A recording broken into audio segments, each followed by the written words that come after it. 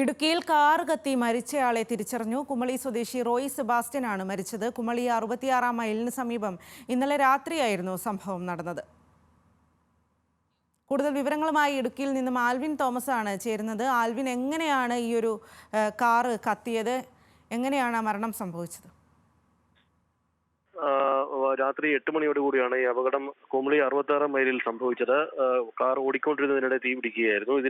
ഇത് കണ്ട ഒരു ബൈക്ക് യാത്രികൻ പെട്ടെന്ന് കാർ ഓടിച്ചിരുന്ന ആളോട് വണ്ടി നിർത്താൻ ആവശ്യപ്പെടുകയും പെട്ടെന്ന് ഗ്ലാസ് തുറക്കാൻ ശ്രമിക്കുകയും ചെയ്തപ്പോൾ വലിയ തോതിൽ തീ ആളുന്ന ഒരു സംഭവം ഉണ്ടായി. അങ്ങനെയാണ് പെട്ടെന്ന് തീപിടുത്തം ഉണ്ടാവുകയും മരിക്കുകയും ചെയ്തത്. ഇന്നലെ ഈ കാറിന്റെ ഉടമയെ തിരിച്ചറിയാൻ കഴിഞ്ഞിരുന്നില്ല പോലീസിനെ. ഇന്നിപ്പോൾ കാറിന്റെ ഉടമയെ പോലീസ് തിരിച്ചറിഞ്ഞിട്ടുണ്ട്. കുമളി സ്വദേശി റോയ് സെബാസ്റ്റ്യനാണ് ഈ വാഹനത്തിൽ ഉണ്ടായിരുന്ന ഡ്രൈവറായിരുന്ന ആള്. ഒരാൾ മാത്രമാണ് ഉണ്ടായിരുന്നത്. ഈ റോയ് സെബാസ്റ്റ്യനാണ് ഇന്നലെ മരിച്ചത്. ഇതിൽ പ്രാഥമികമായി പോലീസിന് ഒരു ദുരൂഹത ഇല്ലായിരുന്നുവെങ്കിൽ പോലും ഇപ്പോൾ അതൊരു ആത്മഹത്യാ ശ്രമമാണോ എന്നൊരു സംശയം പോലീസിന് ഉണ്ട്. അതിനൊക്കെ തെളിവുകൾ ഉണ്ട് എന്ന തരത്തിൽ പോലീസ് പറയുന്നു. അത് കൂടുതൽ അന്വേഷണത്തിന് വിധേയമാകേണ്ടതുണ്ടെന്നും പറയുന്നു. ഇദ്ദേഹത്തിന് ചെറിയ സാമ്പത്തിക ബുദ്ധിമുട്ടുകൾ ഉണ്ടായിരുന്നതായും പോലീസ് കണ്ടെത്തിയിട്ടുണ്ട്.